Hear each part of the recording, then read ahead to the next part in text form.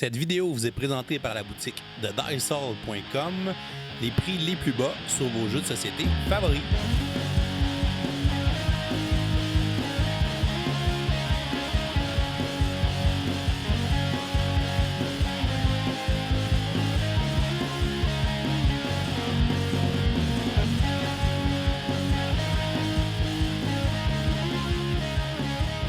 Salut les gamers, bienvenue à Professeur Board Game, je m'appelle David. Aujourd'hui à Board Game Center, je vous emmène faire une petite balade souterraine dans Metro X, un jeu qui a été édité en 2018 par Okazu Brand au Japon et qui a été traduit en anglais par Gamewright. C'est un jeu de l'auteur japonais Hisashi Hayashi, un auteur que j'aime beaucoup, qui a d'ailleurs fait le jeu Yokohama.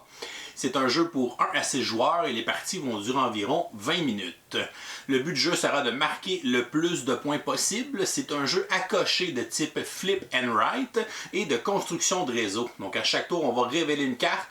Les joueurs vont aller cocher des stations sur les différentes lignes de métro de leur plateau personnel et ils vont tenter de compléter les lignes pour scorer des points et essayer de l'emporter. Alors, Metro X, je vous montre comment on joue. Ensuite, je vous dis ce que j'en pense. Peu importe le nombre de joueurs, la mise en place sera toujours la même. Disons qu'on fait un exemple pour une mise en place d'une partie en solo. Donc le joueur va se prendre un plateau personnel qu'il va placer devant lui ainsi qu'un crayon effaçable. Les plateaux personnels sont recto-verso. D'un côté, on a Metro City qui est la carte de base et c'est elle qu'on suggère pour une première partie. Au verso, on retrouve Tube Town, qui est un peu plus compliqué, qu'on vous recommande d'utiliser lorsque vous aurez au moins joué une partie avec Metro City.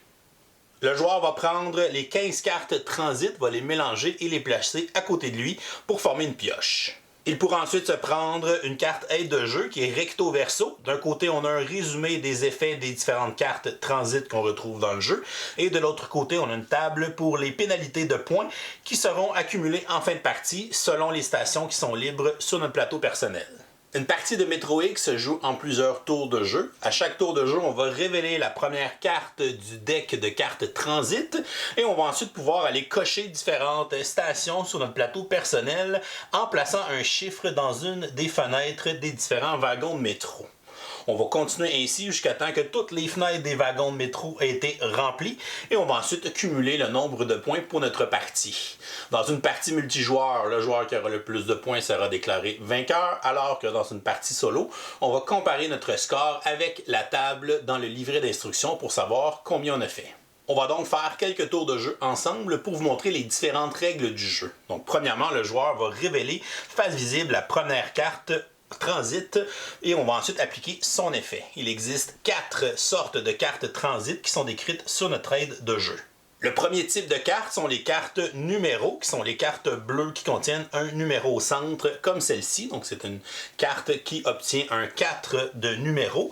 On va donc se choisir sur notre plateau personnel une ligne de métro qui sont représentées par les différentes couleurs, mais qui sont aussi représentées par des lettres qui sont associées à chacune de ces lignes de métro. On doit choisir une ligne de métro dont le wagon a encore une fenêtre qui est libre. Évidemment, comme on est en début de partie, toutes les fenêtres sont libres. On peut donc jouer ce numéro sur n'importe quelle de nos lignes de métro. Disons qu'on veut jouer sur la ligne I, donc la dernière en bas. On va placer le numéro de la carte dans une des 3 fenêtres, peu importe laquelle, tant qu'elle est libre. Et on va ensuite aller cocher des stations de métro en commençant par les premières de cette ligne jusqu'à temps qu'on arrive à la valeur du numéro, qu'on arrive à un autre X qui est déjà placé sur notre plateau personnel ou qu'on arrive évidemment à la fin de cette ligne de métro. Donc ici par exemple, quand on est en début de partie, on va aller cocher les 4 premières stations de la ligne I. On passe au tour suivant, on va révéler la prochaine carte transit. On a encore une carte numéro, mais cette fois-ci avec une valeur de 5. Disons que je veux avancer la ligne E, donc la ligne jaune de mon plateau personnel. Je vais aller placer la valeur de 5 dans une des fenêtres libres du wagon.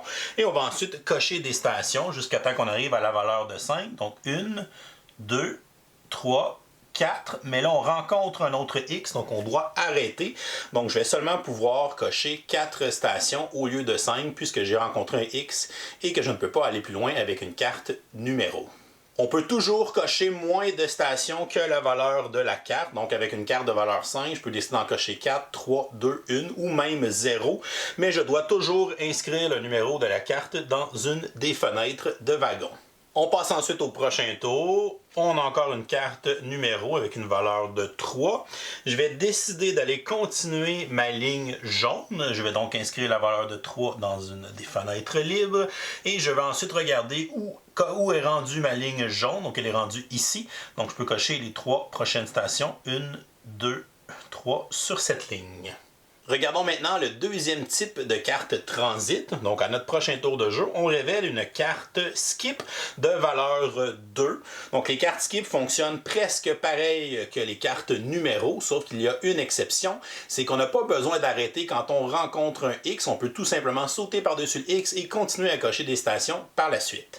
Je décide d'aller placer cette carte dans la ligne de métro F, donc la ligne mauve. Je vais aller placer la valeur de 2 dans une des fenêtres libres.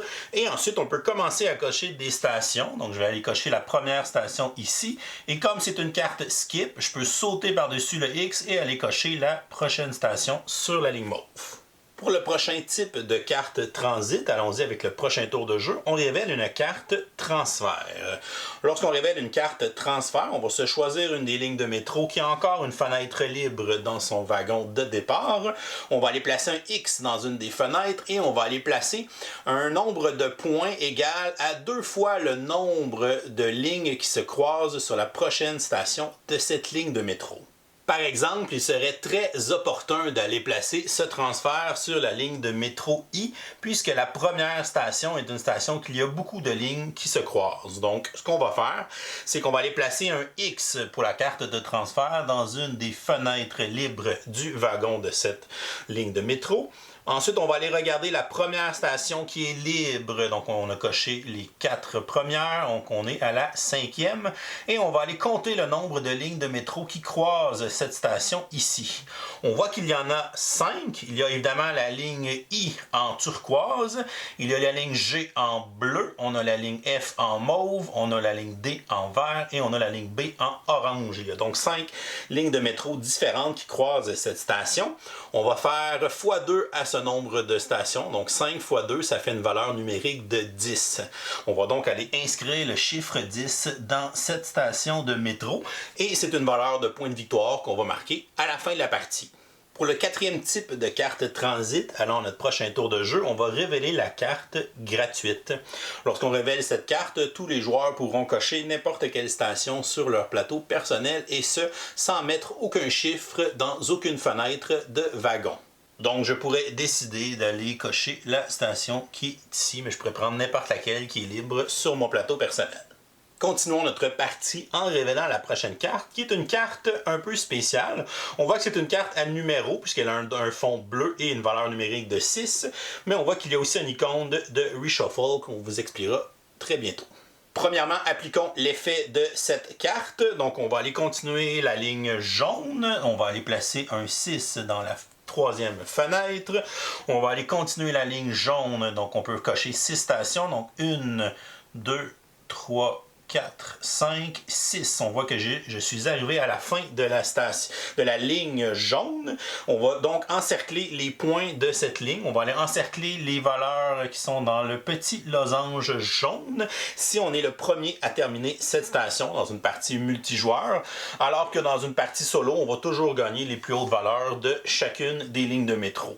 Si on joue en multijoueur, on va l'annoncer aux autres joueurs qu'on vient de terminer la ligne E et ils vont barrer la valeur de 4. Donc, s'ils la terminent d'ici la fin de la partie, ils vont seulement pouvoir scorer la valeur de 2 qui est dans le carré juste en dessous. Et comme c'est la carte numéro avec l'icône Reshuffle, on va tout simplement prendre la défausse de carte Transit et on va la remélanger avec le deck de cartes Transit pour reformer à nouveau une pioche. Et on va ensuite continuer la partie jusqu'à temps que toutes les fenêtres des wagons soient remplies avec des numéros ou des X, ce qui va déclencher la fin de la partie. Et on va passer au décompte final des points. Premièrement, on va additionner les scores de toutes les lignes de métro qu'on a réussi à compléter, toutes celles qui sont encerclées dans la table des valeurs à gauche de notre plateau personnel. On voit ici que j'ai réussi une très bonne partie et qu'il y a seulement la première ligne que je n'ai pas réussi à compléter. Donc je vais additionner toutes ces valeurs, ce qui me fait un total de 39 points pour mes lignes de métro complétées. À cela, on va ajouter les valeurs des transferts qu'on a fait pendant la partie. Donc, j'ai fait 3 transferts. On peut les reconnaître facilement avec les X qui sont inscrits dans les différentes fenêtres des wagons de métro. Donc, j'ai un transfert de valeur 10, un de valeur 6 et un de valeur 4. Si je les additionne, ça fait un total de 20 points pour mes transferts.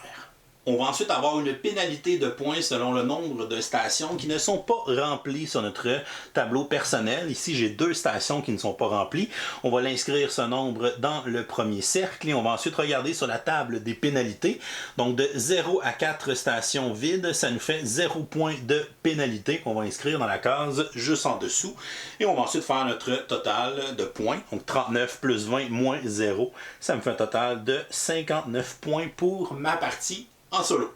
Et on va regarder dans le livret d'instructions, dans le tableau, et on va regarder ici, j'ai 50 points et plus. On voit que je suis un génie ou que j'ai été très chanceux. Et voilà, c'est comme ça qu'on joue à Metro X. Je vous reviens avec mon opinion personnelle. Qu'est-ce que je pense de Metro X? On va regarder les points positifs. Donc, du très bon matériel. J'adore les Roll and Ride qui vont avec un format de tableau effaçable, avec des crayons effaçables. Je trouve que ça fait moins de gaspillage de papier et ça assure aussi qu'il y a des crayons dans la boîte, ce qui est quand même une bonne chose. Donc, on a 6 plateaux parce que le jeu peut jouer jusqu'à 6. On a 6 crayons à l'intérieur de la boîte, fait que c'est quand même très bien. Un petit paquet de cartes, c'est pas un jeu dispendieux. Je pense que ça tourne autour d'une vingtaine, 20-25$ en magasin. Donc, très peu dispendieux. Petite boîte, un jeu qui peut être très portatif pour vos vacances, des choses comme ça. D'une belle simplicité, donc très peu de règles. Il y a seulement 4 sortes de cartes différentes en fait. Puis la majorité des cartes, c'est des cartes de numéros pour justement aller faire des X et cocher des stations. C'est un beau petit puzzle en soi, donc il y a quand même des petites réflexions. Au début, on lit les règles, on fait comme OK, mais ça va être vraiment facile. Puis finalement, on commence à jouer, puis là, on fait comme OK, ben je commence à cocher des stations, puis là, OK, ben là, si je coche là, je peux juste en faire 2, mais si la carte, elle vaut 5, c'est un peu du gaspillage. Ça me prendrait un skip pour pouvoir faire ces 2-là, puis après ça, aller faire un long numéro. Parce qu'évidemment, toutes les stations finissent par se croiser, donc des fois, on va se bloquer. Fait qu'il faut vraiment réfléchir un peu, planifier nos affaires. Donc, c'est un jeu, je dirais qu'il ne faut pas se fier nécessairement à l'apparence et à la simplicité, parce que le casse-tête qu'il nous offre demande un peu plus de réflexion de ce qu'il a l'air, et ça, je trouve ça quand même très bien. La thématique et le côté visuel m'ont attiré sur ce jeu-là parce que je trouvais que ça ressemblait vraiment à la carte du métro de Montréal avec les lignes de couleurs, les différents ronds qui représentent les stations. Je ne sais pas si c'est un code universel dans toutes les stations de métro de la planète d'avoir un code comme ça de couleurs et de forme, mais je trouvais que ça ressemblait vraiment à la réalité qu'on avait à Montréal. Puis évidemment, avoir habité à Montréal pendant 4 ans pendant mes études, je trouvais que ça faisait cool d'avoir un jeu qui représentait des stations de métro dans un réseau de métro, puis qu'on cochait des différentes cases sur une grille. Donc je trouvais ça très cool. Fait que c'est ce qui m'avait attiré sur le jeu initialement. Donc je trouve que c'est quand même bien rendu, même si ce ne sera pas l'expérience la plus thématique. Je pense que c'est un bon thème, c'est une belle enveloppe pour un jeu de ce genre-là. C'est un jeu aussi que j'aime le fait que si on joue en multijoueur, il y a une certaine tension qui va s'installer parce que c'est un jeu où on doit finir les lignes de métro le plus vite possible pour pouvoir scorer le plus haut score entre les deux. Fait que ça va racheter une belle tension entre les joueurs quand on va jouer en multijoueur. On perd un peu cette tension-là dans le mode solo, mais ça reste quand même, selon moi, un mode solo qui est intéressant parce que c'est un petit casse-tête. Puis c'est la façon dont je l'ai joué le plus souvent, puis je trouvais ça quand même intéressant. Pour moi, c'est le genre de jeu solo que j'aime, un jeu qui est facile à installer, qui est rapide, puis qui m'offre un petit casse-tête, des belles petites réflexions. Fait que j'ai quand même bien aimé le mode solo, même s'il y a moins de tension au niveau du pointage. Pour les côtés négatifs, on dirait que j'en voulais plus de jeux-là, je voulais plus de cartes. On a 2 cartes qui sont recto-verso. Les plateaux sont recto-verso. On a 2 cartes différentes de 2 villes différentes. J'en aurais pris le double. J'aurais pris peut-être 12 plateaux à l'intérieur du recto-verso pour avoir 4 configurations différentes. J'aurais peut-être pris quelque chose de plus au niveau du scoring. Peut-être des objectifs cachés. Chaque joueur a un objectif caché. Il faut que j'essaie de finir telle ligne pendant la partie. Des choses comme ça pour acheter un peu plus de piquant à l'intérieur du jeu. Mais sinon, ça reste quand même un jeu jeu très sympathique. C'est pas un jeu qui réinvente rien, là, surtout dans le roll and ride, flip and ride. On en a eu des tonnes dans les dernières années. Donc je vais lui donner une note de B-. Pour moi, c'est un bon jeu. J'ai trouvé intéressant le petit puzzle qu'il nous offrait pour la simplicité. Je trouvais que le thème, l'enveloppe visuelle était intéressante selon moi. Mais c'est pas un jeu qui va se démarquer de la masse de toutes les roll and ride qui nous sortent présentement sur le marché. Donc si vous en avez pas beaucoup à la maison, vous cherchez de quoi de simple, rapide, ça peut être un jeu qui est intéressant à ce moment-là. Mais si vous avez déjà une tonne de roll and ride chez vous, je pense pas que c'est lui qui va aller en déloger beaucoup. Parce que c'est pas un jeu nécessairement qui amène beaucoup dans ce genre-là. Et voilà, c'est tout pour aujourd'hui. Si vous n'êtes pas encore abonné à la chaîne, vous pouvez le faire en cliquant sur le petit bonhomme ici en bas pour vous abonner. Qu'on atteigne les 10 000, qu'on puisse ouvrir cette fameuse boîte mystère. Et vous pouvez aussi nous suivre sur Facebook, Twitter, Instagram à Professeur Board Game. Et si vous aimez le contenu qu'on crée, vous pouvez venir nous encourager sur notre page Patreon. Je vous souhaite à tous une excellente fin de journée et continuez de gamer.